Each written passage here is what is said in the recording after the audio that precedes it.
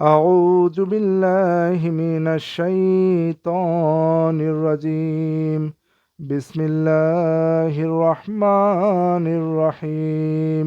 সম্মানিত সুধী, আমরা একটি খুব গুরুত্বপূর্ণ ব্যবস্থাপনা বিষয় নিয়ে আলোচনা করব। আমাদের জীবনে অত্যন্ত গুরুত্বপূর্ণ একটি বিষয় হচ্ছে মানি ম্যানেজমেন্ট বা অর্থনৈতিক ব্যবস্থাপনা। আপনারা জানেন, ব্যক্তি জীবন থেকে শুরু করে পারিবারিক জীবনে এবং রাষ্ট্রীয় জীবনে এবং আন্তর্জাতিক অঙ্গনে এই মানি ম্যানেজমেন্ট বা ফিনান্সিয়াল সিস্টেম অত্যন্ত গুরুত্বপূর্ণ একটি বিষয় এবং এটি অত্যন্ত একেবারেই মৌলিক একটা প্রয়োজন আমাদের। চলুন আমরা এই আর্থিক ব্যবস্থাপনাটা কিভাবে সম্পন্ন করব সেই বিষয়ে আল্লাহ তাআলা সুস্পষ্ট নির্দেশনা দিয়েছেন পবিত্র কোরআনে। চলে যাব আমরা সূরা ফুরকান 25 নম্বর সূরা 67 নম্বর আয়াতে। এখানে আল্লাহ তাআলা বলছেন, والذين إذا أنفقوا لم يسرفوا ولم يقتروا وكان بين ذلك قواما। আর তারা যখন ব্যয় করে তখন অপব্যয় করে না এবং কার্পণ্য করে না, বরং মাঝামাঝি অবস্থানে থাকে। ওয়াল্লাযীনা ইযা আনফাকু, তারা এমন যখন ব্যয় করে, লাম ইউসরিফু, তারা অতি ব্যয় করে না, ওয়ালাম ইয়াকতুরু, তারা আবার কার্পণ্যও করে না, ওয়া কানা বাইনা যালিকা কওয়ামা, তা বরং দাঁড়িয়ে থাকে দুইয়ের মাঝে। অতিরিক্ত ব্যয় করে না, আবার কৃপণতাও করে না, তাহলে মাঝামাঝি পর্যায়ে তারা ব্যয় করে।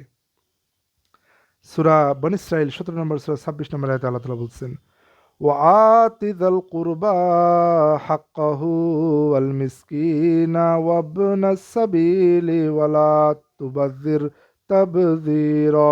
আর আত্মীয়কে তার হক দিয়ে দাও এবং মিসকিন ও মুসাফিরকেও, আর কোনোভাবেই অপব্যয় করো না।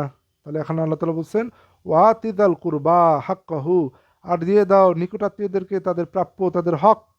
ওয়াল মিসকিনা, মিসকিনদেরকে। ওয়াবেনা সাবিল, এবং পথচারীদেরকে। ওয়ালা তুবাযির তাবযীরা, আর তোমরা অপব্যয় করিও না, কোনো অপব্যয়, অতিরিক্ত ব্যয় করিও না, অপচয় করিও না। এরপর আল্লাহ তাআলা বলছেন 27 নম্বর আয়াতে, ইন্নাল মুবাযযিরিনা কানু ইখওয়ানাশ শায়াতিন ওয়া কানা শাইতানু লিরাব্বিহি কাফুরা। নিশ্চয়ই অপব্যয়কারীরা শয়তানের ভাই, আর শয়তান তার রবের প্রতি খুবই অকৃতজ্ঞ। তাহলে এখানে আল্লাহ তাআলা বললেন, উপরে বললেন অপব্যয় করো না, আর এখানে বললেন নিশ্চয়ই অপব্যয়কারীরা শয়তানের ভাই, আর শয়তান তার রবের প্রতি বড়ই অকৃতজ্ঞ। এরপর 28 নম্বর আয়াতে আল্লাহ তাআলা বলছেন, وَإِمَّا تُعْرِضَنَّ عَنْهُمُ ابْتِغَاءَ رَحْمَةٍ مِّن رَّبِّكَ تَرْجُوهَا فَقُل لَّهُمْ قَوْلًا مَيْسُورًا। আর যদি তুমি তাদের থেকে বিমুখ থাকতেই চাও, তোমার রবের পক্ষ থেকে রহমতের প্রত্যাশায় যা তুমি চাচ্ছ, তাহলে তাদের সাথে জেন্টেল, নম্র কথা বলবে, সহজভাবে কথা বলবে। তাহলে যে উপরে আত্মীয় স্বজন, গরিব, মিসকিন এবং পথচারীদেরকে আপনি যদি তাদেরকে ফেরাতেই চান, তাহলে আল্লাহর হুকুম হচ্ছে তাদেরকে অবশ্যই আপনার নরম ভাষায় কথা বলতে হবে। আমরা এই যে অনেক সময় ফকিরদেরকে ঝাড়ি মারি রাগ করি, এটা করা যাবে না। তাদের খুব নরম ভাষায় তাদের সাথে কথা বলতে হবে। এটা আল্লাহ তাআলার হুকুম। এটা অবশ্যই আপনাকে আমাকে পালন করতে হবে যে আমরা যদি কাউকে ফিরাতে চাই, তাহলে তাদের সাথে আমাদের নরমভাবে কথা বলতে হবে। এটা আল্লাহ তাআলার হুকুম। তাহলে ফাকুল্লাহুম কওলাম মাইসুরা, তাদের সাথে কথা বলো অত্যন্ত সহজভাবে, নরম নম্রভাবে, ভদ্রভাবে। এরপর 29 আল্লাহ তাআলা বলছেন, ওয়ালা তাজআল ইয়াদাকা মাগলুলাতান ইলা উনুকিকা ওয়ালা তাবসুতহা কুল্লাল বাসতি ফাতাকউদা মালুমাম মাহসুরা। আর তুমি তোমার হাত তোমার ঘাড়ে আবদ্ধ রেখো না এবং তা পুরোপুরি প্রসারিতও করো না, তাহলে তুমি নিন্দিত ও নিঃস্ব হয়ে বসে পড়বে।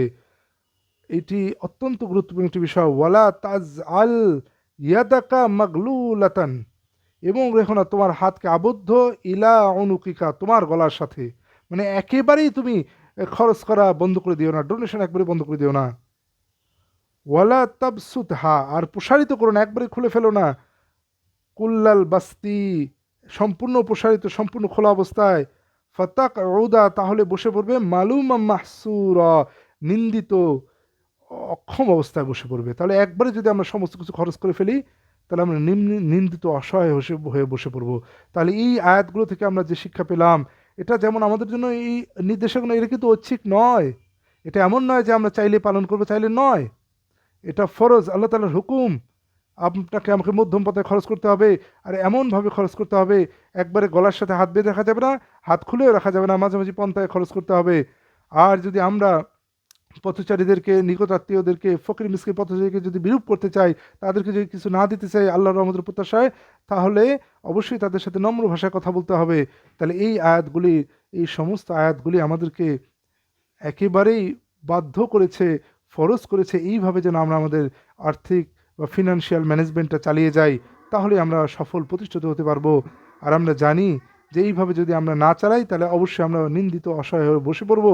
আর যদি একেবারে কৃপণ হয়ে যায়, তার শাস্তি তো আছেই।